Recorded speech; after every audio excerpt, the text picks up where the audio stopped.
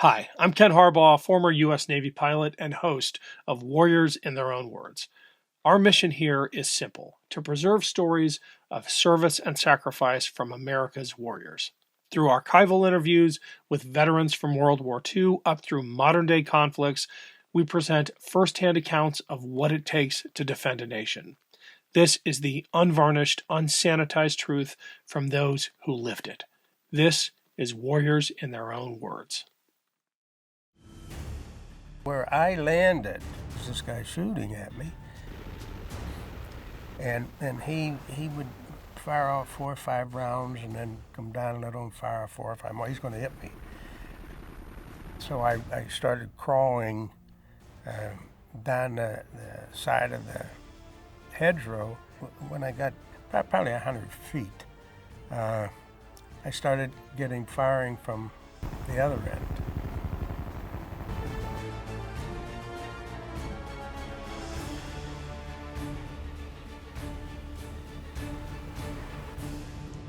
In our last episode, paratrooper and Pathfinder Robert Earl Sechrist was flying over the Normandy coast, heading for his drop zone behind the German lines.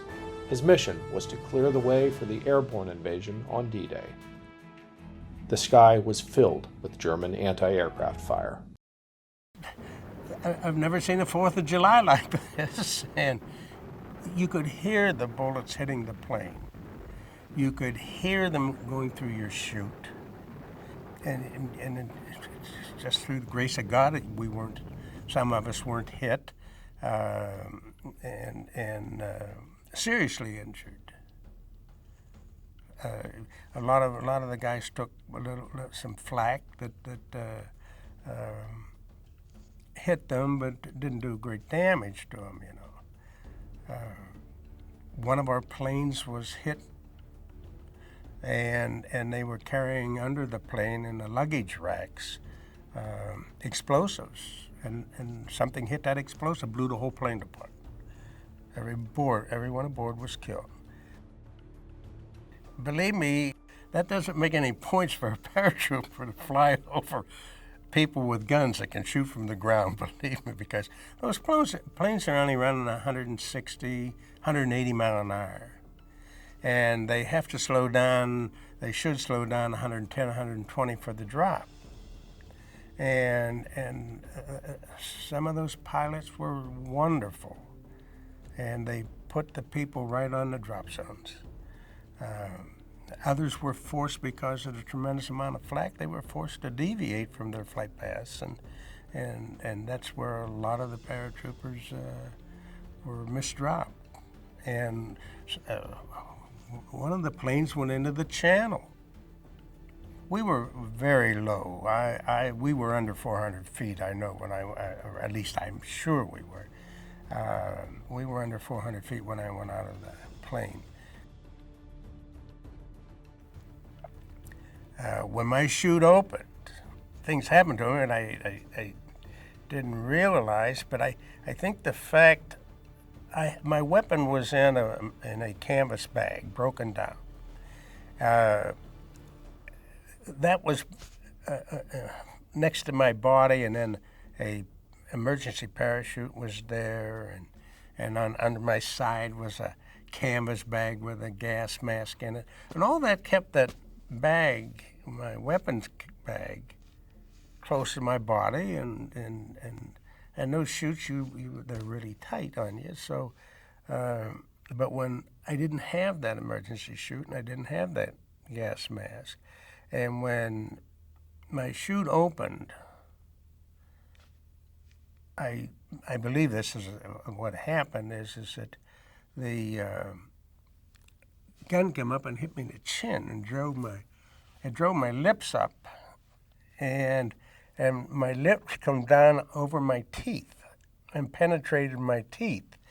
And all the time, I was on the ground probably an hour before I knew what happened, that my lips were hanging on my teeth. And I bled all down in front of myself. Of course, you don't see it anyways, and it's pitch black. But I was on the ground some time before and trying to talk, and I realized that I had to reach up and pull my lips off of my teeth. I took a little bit of shrapnel in both of my legs. Nothing serious. The inspirational leader of the Pathfinders was Captain Frank Lillyman. He was the commanding officer of the 101st Airborne Division's Pathfinder unit.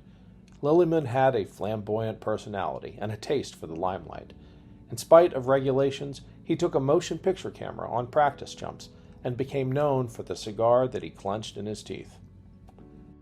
Captain Lillyman was determined that his Pathfinders be the first on the ground on D-Day, and he was also determined that he be the first of the first, and assigned himself to the number one spot in the number one plane. Frank Lillyman, he should have been an astronaut. This guy was ready to go to the moon. He wanted to be the first guy to put his boots in France. There was no question about that. He told everyone, see those boots? They're going on that continent first. He was 110% for his people. Where I landed between the highway that ran from St. Mary-Glisse down through Saint-Côme-du-Mont down to Carentan, France. That was the highway that ran down through there. And I landed on the east side of that highway. There was the highway, and then there was a kind of a ditch there. And then the embankment came up. And on top of that embankment, though it was probably 20 feet. And then there's a hedgerow there. And I landed up on that embankment. On the other side of the highway, which was a little bit depressed, it was lower. There, and about 40, I guess they were 40 or 50 yards up the road, there was a machine gun firing at us. Well, there was 3 or 4 shoots very close to me. And 3 shoots went over the hedgerow and landed in the field. And it looked like one of the guys landed in the hedgerow just up from me, maybe 25 or 30 yards. The Pathfinder, the second stick, landed on the edge of the drop zone. I landed on the outside of the drop zone. The guys in front of me landed on the inside. The other 2 sticks were dropped northwest of Saint-Côme-du-Mont. Now, that's not a large distance. That's 1/8 of a mile or whatever. Now, all those fellows that dropped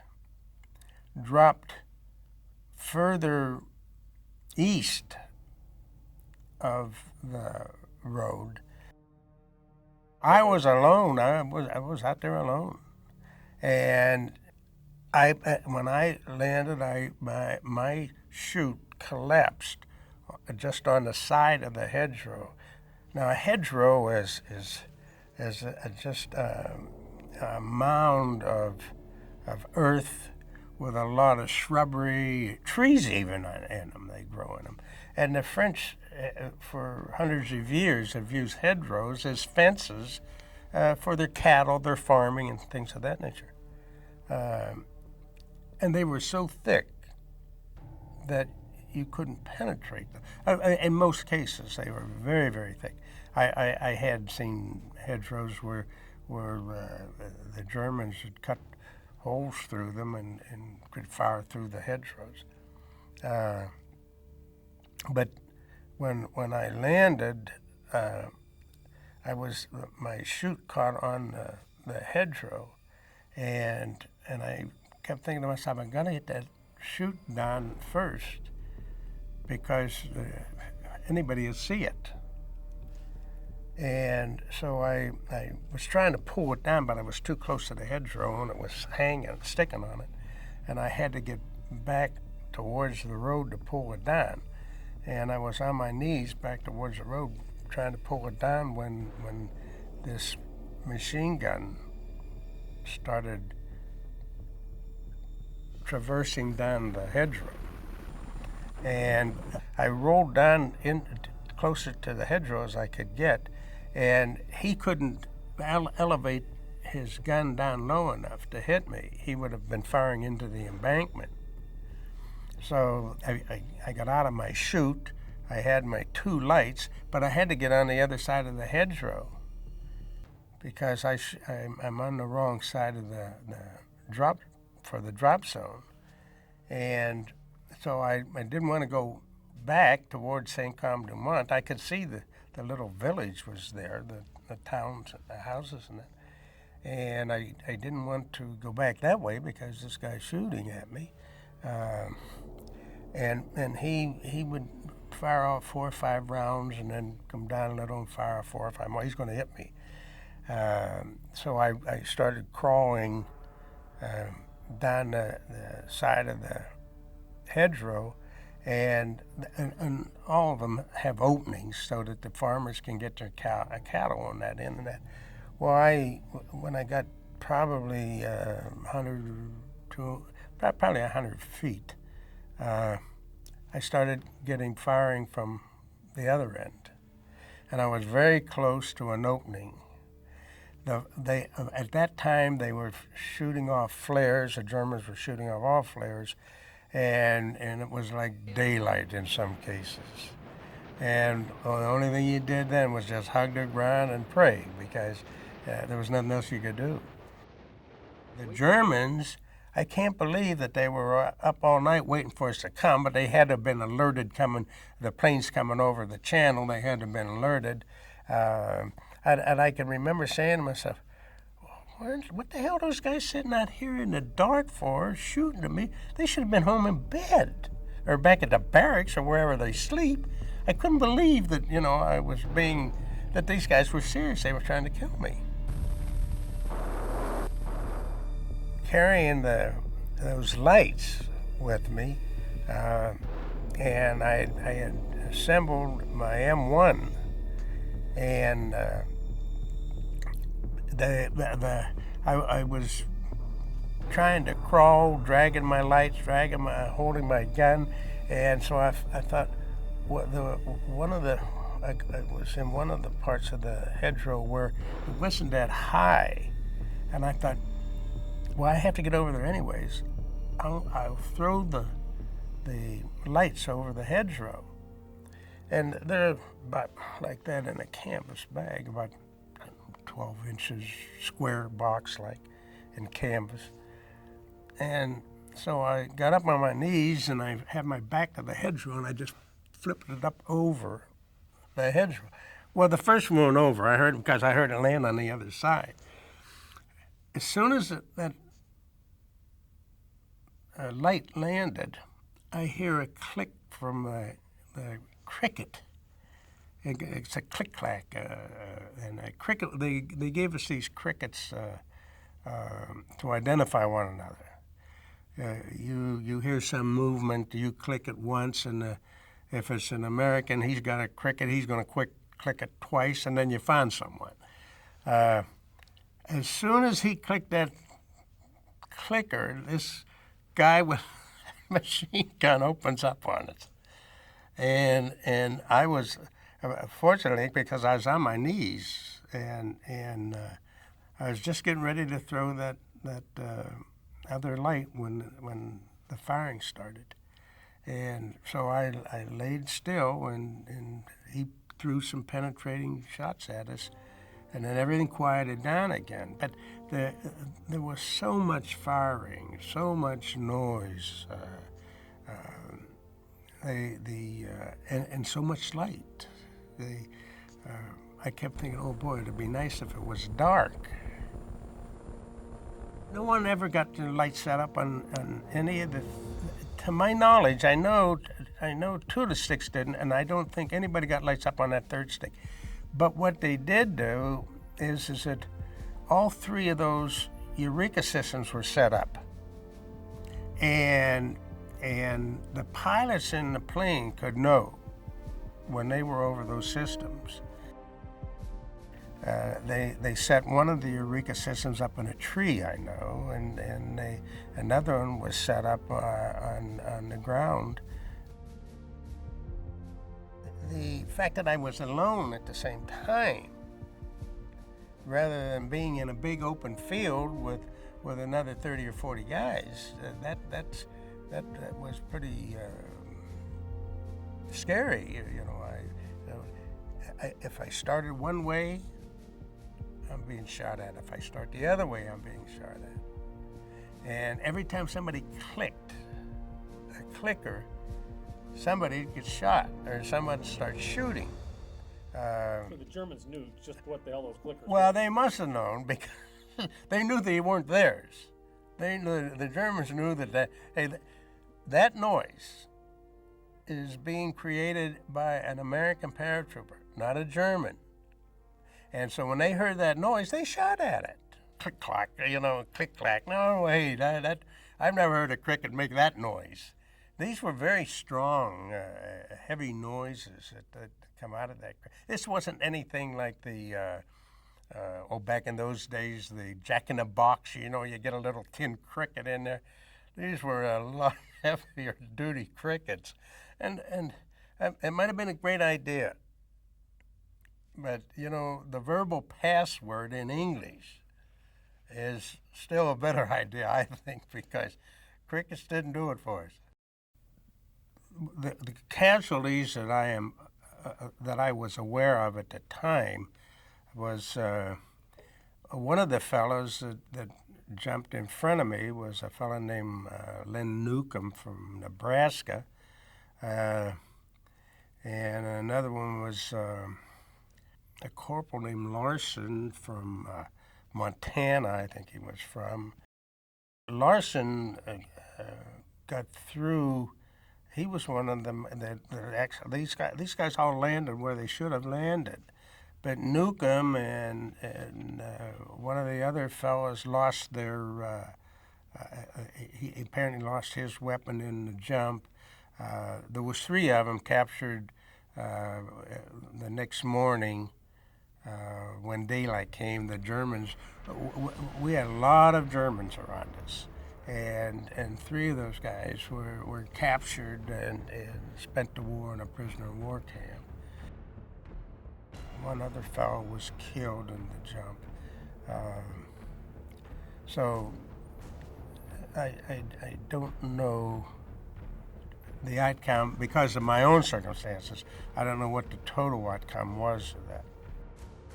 I got reunited with the 101st Airborne Division when all the time that I was trying to get out of the predicament I was in and get to the field where they were supposed to set up the lights. It was so much under fire, and the Germans had set fire to a home, a house and a barn at the other end of the field. And between they had saturated it with gasoline apparently because it went up like a blaze, and between it and the flares going off, they lit up that drop zone D. A lot of casualties were taken. I just laid behind that bush after I threw the second light over. I figured somebody would get them and use the lights, but it didn't happen because we didn't get lights up. There was too much fire, small arms fire. But about 40 minutes later, here comes the armada of planes coming over, and the 506. There was a battalion of 506 and 1st and 2nd Battalion of the 501 was in that group. And when the 50, I don't know why, but I ended up with most of the guys in the 506 that landed in close proximity to me. The 2 of the guys landed on the road, and the Germans killed them right on the spot. I was probably 50 yards from them, and it wasn't a thing I could do because the whole west side of the highway was by that time was German infantry, and they were shelling. They were using mortars on the drop zone, so it was a lot of damage done. And of course, there was a lot of damage done to the Germans, believe me, sure. Because I think one of the great things is that we were so scattered that the Germans felt they were surrounded, just like we felt we were surrounded. We're jumping in the middle of a bunch of Germans, but in that same basis, we completely engulfed the Germans on that basis. Now they had two very strong defensive positions.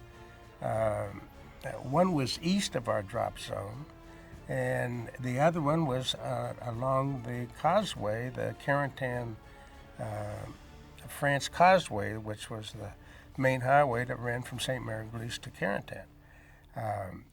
I was just on the west side of that causeway, and the Germans could sit there. I was within 50 yards of God only knows how many was over there at one time. We were all in a position where we could lose our life. We were all in a position that we could have been severely damaged or injured in one way or another. I can only speak for the paratroops, but I think the greatest fear that the paratroops had was stepping on a landmine. I know that was the one thing that I had an utmost fear of, because they were insidious. You were guaranteed to lose one leg and possibly two. And those screaming meanies were just bad situations. And a lot of guys did have that problem. Pathfinders was a dangerous job, but not any more so than the regular paratroops coming in. I'm not minimizing it because I was a Pathfinder, but you have to remember, we had the advantage of surprise to a degree. And the Germans not knowing that we're coming and what our positioning is going to be and such, they weren't prepared for it. But they certainly were prepared for that armada coming across the channel. You can't tell me that they didn't have German spies on that channel over there and transmitting that information back to whoever got it in Germany or France or whatever the case may be. They knew we were coming, but they didn't signal an alert, I think, when the Pathfinder planes went across. I don't think that was because the Air Force, for one thing, the American Air Force flew at day, the English Air Force flew at night, and they were always flying. They were always sending probing planes out just to keep people off balance, and the Germans not knowing what are these guys doing up there. But they never did anything. They just would go into France or wherever the case may be, and then they'd turn around and fly back out. And so we wanted to attract their attention and put them to work, so to speak, and bringing out their forces and all that. And the Germans are smart people, and that military, they knew what was coming down, so they didn't get excited. They knew it was going to come, but they didn't know that exact day, and that's why the Pathfinders, when we went in, we had the edge as far as the danger and liability was concerned. When they brought the 15,000 guys over in that planes, they knew we were coming. I don't think anybody can imagine the sounds, the noise of the tremendous firing of everything from a pistol to a shell coming off of a battleship in the harbor. And you could actually see when they would fire a salvo of 3, you could see the shells coming over. You could see them. They looked like Volkswagens going back to Germany. It was those the sights, the tremendous gore, so to speak, of in those hedgerows, those roads between those hedgerows were really country lanes. And you put a Sherman tank or a German tank, which was much larger than our Shermans, on those roads. Believe me, they are buttoned up because there's small arms fires, everything being shot at them, and they're going down those roads, and there's wounded on those roads, and they didn't stop to move them. So the horror of it was just the I don't think people can imagine what a person who believes in God, who loves his country, his mother, his family, those type of people, you can't believe that the actions that some of them presented. It's the odor of a battlefield is something that you'll never forget. The cordite smell, the burning. Nobody that has never been there can conceive what it's really like.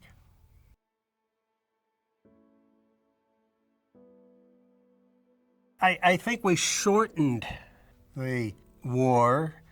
The Pathfinders, per se, gave the opportunity to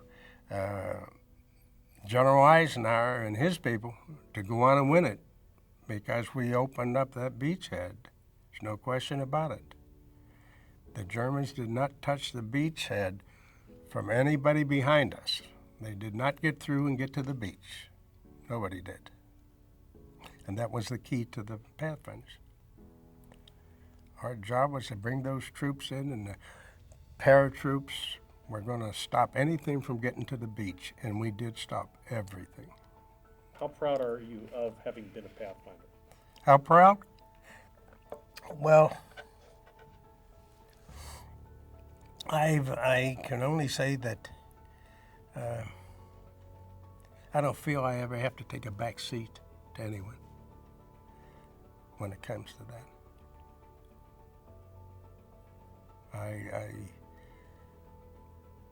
As I said earlier, I would never want to do it again, but I would never trade the wonderful, wonderful experience in most cases, and with the people that I did that I was with. They were 100% behind each and every one of us. We backed everyone. Every Pathfinder knew that if he needed help, there was another Pathfinder to come for him. So they were just a great, great, great people. Great, wonderful bunch of people. That was Robert Sechrist, a paratrooper and Pathfinder of the 501st Parachute Infantry Regiment of the 101st Airborne Division during World War II. Warriors in Their Own Words is our attempt to present an unvarnished, unsanitized truth of what we have asked of those who defend this nation. Thank you for watching, and by doing so, honoring those who've served. This program was produced by Evergreen Podcasts and Documentary.tv. I'm your host, Ken Harbaugh. If you've enjoyed this episode, please comment, share, and subscribe below.